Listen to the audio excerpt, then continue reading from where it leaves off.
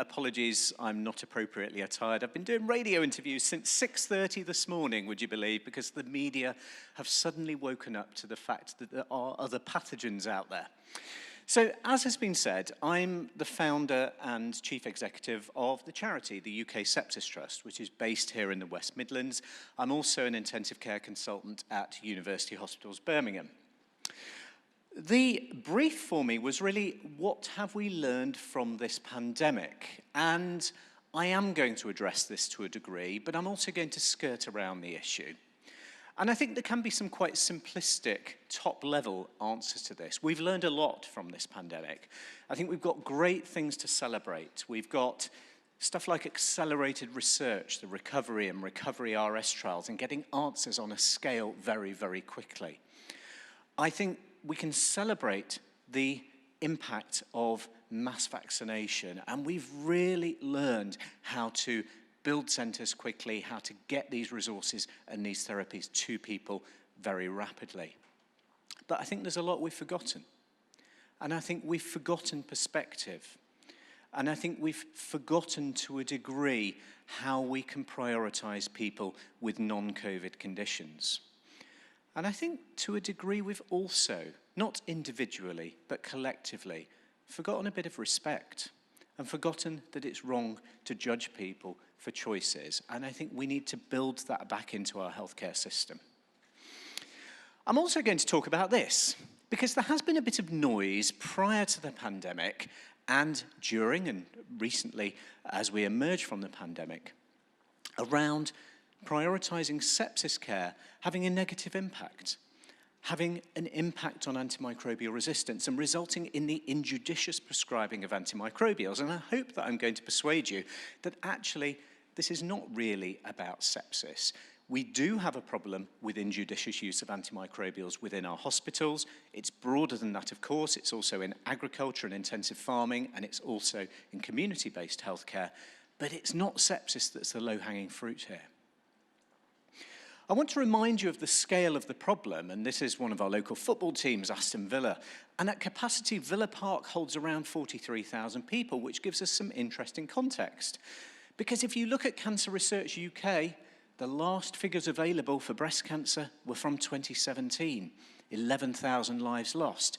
The last figures available for bowel cancer were from 2017, 16,000 lives lost. And the last figures available for sepsis were published in 2020, just before the pandemic, but again were drawn from data for 2017, estimating that we see in the UK 48,500 lives lost from sepsis. So another thing we've forgotten during the pandemic is the importance of surveillance and monitoring for other conditions, because these data are not available at the time of this talk.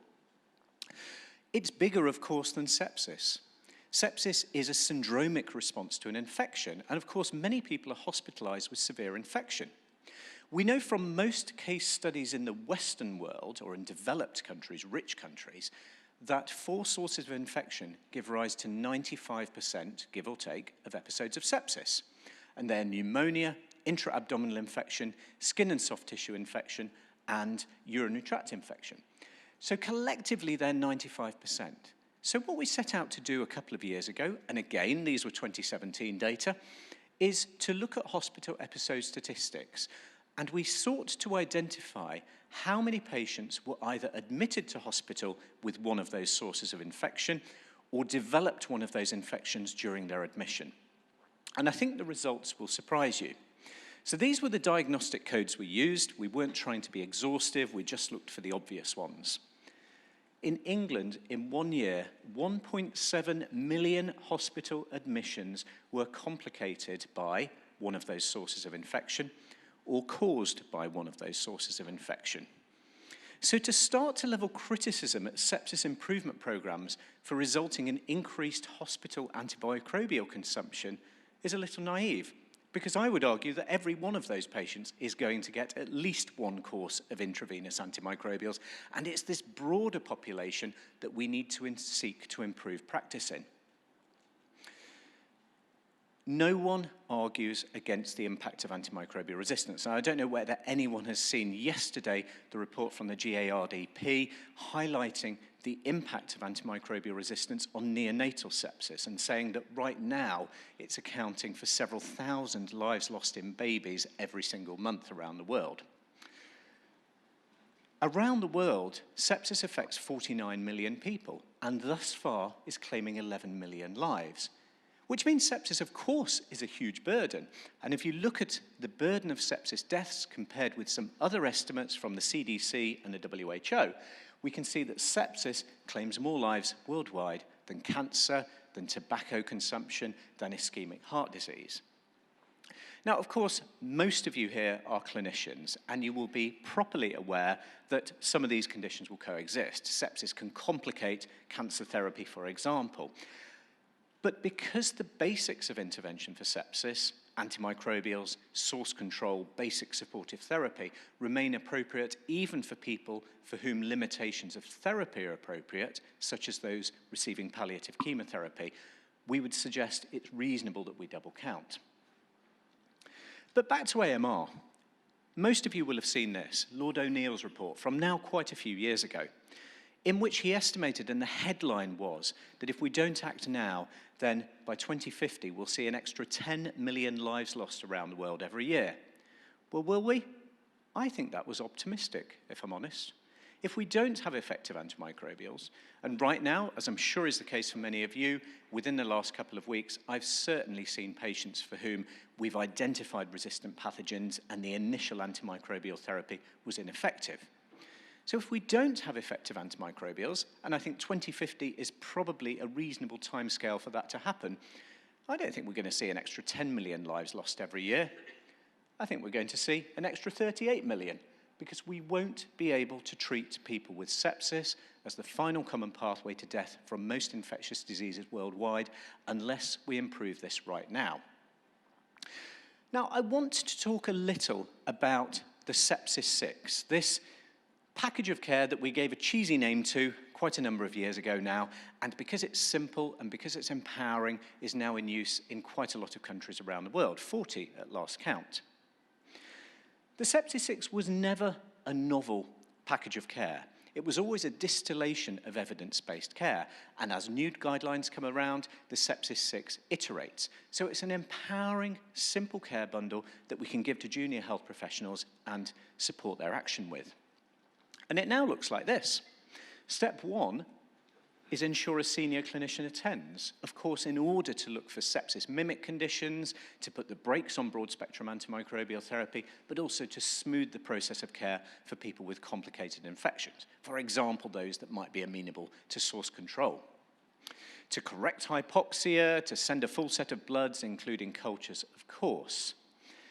And step 4 is unchanged, apart from the addition of source control. Step 5 is to give intravenous fluids, and step 6 is to continue monitoring. Now, every single clinical tool that the UK Sepsis Trust has ever produced includes this one word.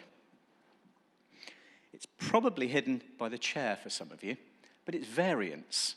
Variants from the Sepsis 6. Every tool we've ever produced has that word. And if someone documents in that box at the bottom that this patient might have pancreatitis because they've got gallstones and they're presented with an acute abdomen, so I'm withholding antimicrobials until I know a bit more, that's sensible medicine. That should count as compliance with the pathway. And it's important that whatever system you have in your organizations allows that clinical judgment. This is intended to empower, not dictate therapy. And these, incidentally, are the only tools that are endorsed by NICE. But some of you will also be aware that the landscape of sepsis management in the UK is about to change. Just digging down into a couple of these points. Senior clinician attends. Now, if we could make sure that a highly functioning senior clinician was able to attend every patient rapidly, then we wouldn't need these empowering tools. But the reality, of course, is very different. There are NHS standards on this, that every patient admitted in emergency should be seen by a suitable consultant within 14 hours, but we don't do it. We sort of do it in London. People in London have around a 2 out of 3 chance of being seen by a consultant within 14 hours, but in the east of England, it's 1 in 8. So we cannot mobilize senior clinicians as quickly as we would want to, however much we may believe that it's the right thing to do. So we have to have these surrogates opportunities, these empowering prompts. On the second thing, to give intravenous antimicrobials and to consider source control. There have been recent changes in international guidance, and there are shortly to be changes in UK guidance around the timing of antimicrobials to people with sepsis, which might give us an opportunity to improve. The Surviving Sepsis campaign published in October of last year, and these are the International Consensus Guidelines Academic Group. So these are the most credible set of guidelines on the planet, and the most significant thing was a big change in the recommendation around antimicrobials, which I'll share with you on the next slide. I think another change which might impact some of you who work in hospitals is that if your screening tool, so just as mine does in University Hospitals Birmingham, includes QSOFA as a screening prompt for sepsis, it is now recommended against the use of QSOFA. So we need to change that practice. In terms of antibiotic timing, there's now a two-tier approach. If the patient has shock, or if the diagnosis of sepsis is very probable or certain, then the recommendation to give antimicrobials within 1 hour remains. But it's recognized that the evidence around 1 hour being a magic time is a little bit scanty. And therefore, for people who have a slightly softer diagnosis, this might be sepsis, it might be pancreatitis, it might be gastroenteritis with pre-renal failure as a consequence, then we're going to allow up to 3 hours. The idea being that it will allow us to make more sensible prescribing choices and exercise a little bit more discretion and effort in looking for alternative diagnoses. So the intended impact of this is that we don't suffer adverse consequence, because in less sick patients it's probably safe to wait a little longer, but that we use antimicrobials a little more judiciously as a consequence. And that's great. If we can safely implement that, then we should absolutely be doing it.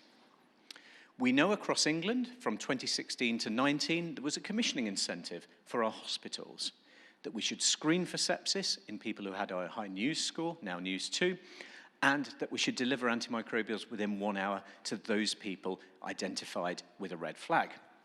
And we saw huge progress. I mean, this is not a adjusted or logarithmic scale. This is a raw scale, and it's very rare that you see a run chart across a large system that results in such significant process improvements.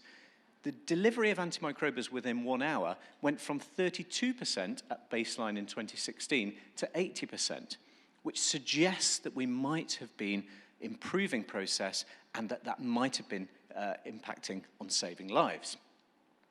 But we're not always doing this, and I think it's naive to think that we are always doing this. Recently published was this national audit, the National Emergency Laparotomy Audit.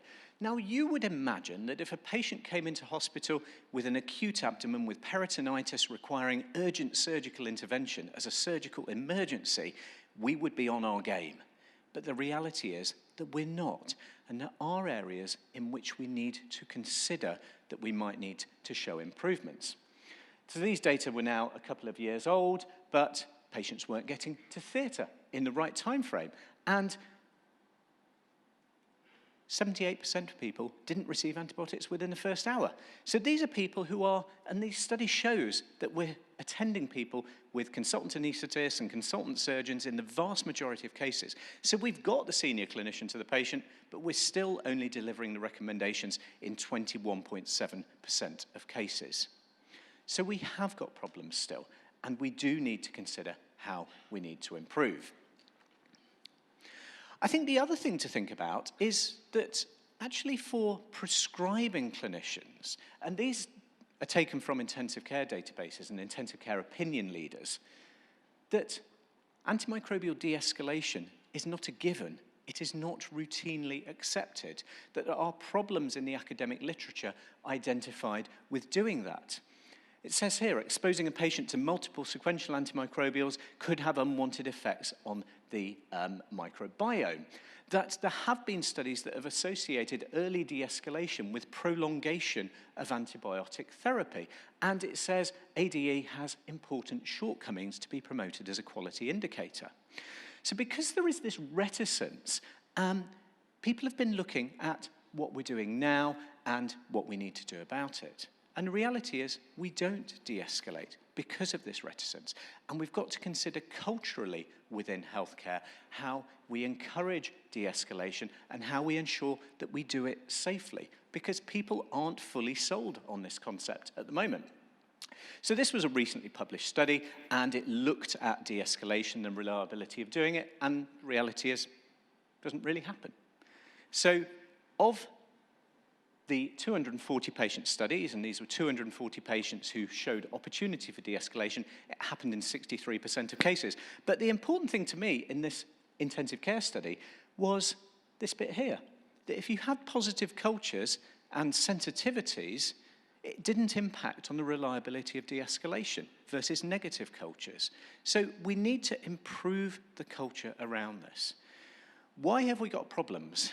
Well, I think we've got problems because we don't integrate our diagnostics into our healthcare systems very well. So, here's an X-ray that many of us have seen far too frequently over the last couple of years, a patient with COVID-19. Now, what happens when patients are admitted to my intensive care unit in COVID-19? Well, it's pretty routine that they get started on antimicrobials as well as the other immunomodulatory therapies. Why?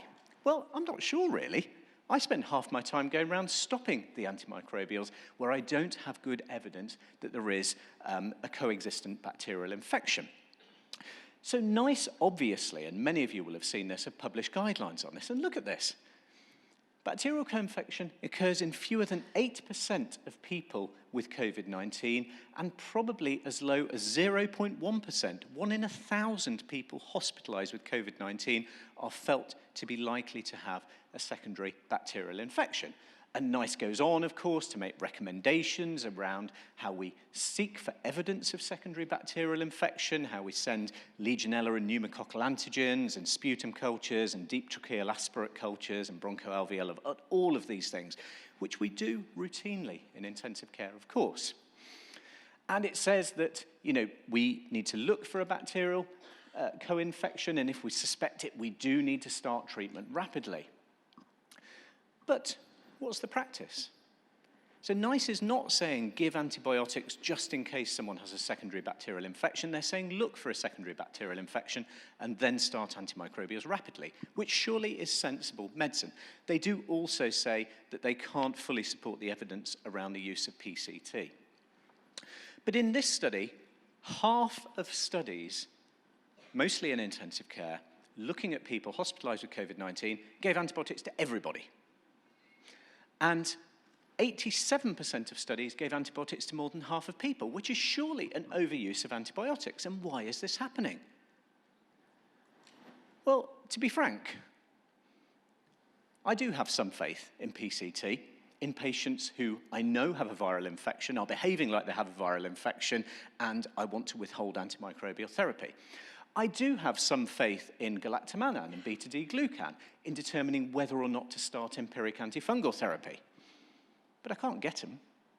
They're not slow tests. They're tests that give us answers rapidly. But my organisation batches PCT to a Tuesday and a Friday. So my patients receive antimicrobials needlessly for 3 days, usually needlessly, not always, because of the convenience of batching tests, because it makes for a more efficient laboratory. Now, I don't want people beating me up for resulting in too many antimicrobials being given when our system isn't integrating these technologies properly to allow me to make sensible prescribing choices. This isn't an entirely typical X-ray, but it is an X-ray of a patient that we had with Legionella pneumonia, and again, we overuse antimicrobials just because of the fear of missing Legionella pneumonia. And again, NICE have recommendations on this, that we have a beta-lactam, but we add a macrolide or similar just in case the patient has an atypical infection. It's pretty rare. There's lots of people admitted with pneumonia, Probably around 1 million people admitted with pneumonia or complicated by pneumonia during a hospital stay in England each year. Prior to the pandemic, we saw 459 patients a year on average, and during the pandemic, 295. So what do? Well, we give these dual antimicrobial therapies just in case we happen to have one of these 300 patients. Again, Legionella antigen, it doesn't take long. It should be able to provide us with an answer the same day. We should be able to integrate it into the system so that I can withhold my macrolide or similar, pending the results I'm going to get later in the day, and spare my patients that needless antibiotic for a period of a few days. But again, we don't, because it's not integrated into the system. And I know I'm creating challenge here, but what I don't want to see is sepsis being perceived as a low-hanging fruit that is the driver for antimicrobial resistance when we're not integrating what should be point-of-care or near-patient technologies reliably into our healthcare systems. We've got a problem with the culture around cultures. Why do junior health professionals not take cultures well? It's because we don't communicate. How many times has a junior health professional been to a laboratory to see the process of automation, to see how important it is that we have adequate aliquots of blood samples in blood cultures, that we load them rapidly? But what junior health professionals see is all of this. It's obsolete, it's a century-old technology. I don't see the results. There's a temporal disconnect between my engagement with the patient and the admitting team's engagement with the patient in seeing the results. And often, my seniors don't de-escalate anyway, as we've seen from other evidence. So we need to start to engage our juniors, and I'm pleased to see that NHS England is now doing this. Steve Powers is involved, Sue Hill is involved, and other people. I've even been involved, I'm not sure why, in helping to improve the culture around cultures for junior health professionals. They don't see the pathway issues. They don't realize that in some hospitals, if they send blood cultures at 6 p.m. on a Friday evening, they're not loaded into the incubator until 9 o'clock on the Monday morning. And too often, we've used the stick. We've used mandatory training. We've used investigations for people who've had contaminants, rather than the carrot, which is explaining how much blood culture technology has improved and why it can positively impact on patient care. And surely if we do that correctly, we'll see improvements. And of course, no one is suggesting that the time now is to get molecular techniques for pathogen identification into emergency departments, into intensive care units. But we've got to start looking at it in a controlled fashion. Time and time again, these technologies come to me in my role as a charity or my role in the NHS, and we involve the infection specialists, and they are kind of subsumed into the laboratory and cross-checked and reference-checked, and the reality is that the information never reaches me. Surely we need to get to a position where we can have an agreed algorithm between the infection specialists and the prescribing clinicians, which of course sometimes will include infection specialists, to determine how operationally we can integrate such technologies whilst looking for evidence of unintended consequence. But there are simple things we can do. There are things we can do to reduce contamination with blood cultures. And I have no commercial affiliation to any of these organizations or any of these technologies, but there are simple devices that can divert the first aliquot of blood from a blood culture. And this has been assessed recently at Guy's and Tommy's, and they found a 66% reduction in blood culture contamination. So if we can do things that are simple, that are palatable, that are ready packaged, that we can immediately put into our blood culture packs, and it produces positive impact that can be conveyed easily to those junior health professionals, surely not only can we reduce unwarranted antibiotics, but also improve the culture around cultures within our organizations. So just to finish, and I know I've issued challenge, particularly to infection specialists and infection prevention and control people, but I think we need to get a bit more grown up about this. And I think this is something we haven't learned during the pandemic. Imagine an integrated ecosystem of devices and information. I'm not sure whether that's exactly what I've said here, but it's a similar thing. Imagine if we got this right, what this might look like. Imagine if the technology available was safely and rapidly incorporated into our clinical practice, and that we were collaborating in ensuring that we used it to inform decision-making at the front line. We've just launched a white paper called the Infection Management Coalition. And this is supported by industry, yes, it's supported by Pfizer and Roche and Menarini and Becton Dickinson and bioMérieux and all of these other people, but it's also supported by the ABPI, the ABHI, BIVDA, and so on and so forth. So industry regulatory bodies are behind it, Cancer Research UK is behind it, the British Society for Antimicrobial Chemotherapy is behind it. So we've got professional bodies, we've got individual stakeholders, we've got industry, and we've got industry regulators. And it says some interesting things, that we need to consider infections management holistically.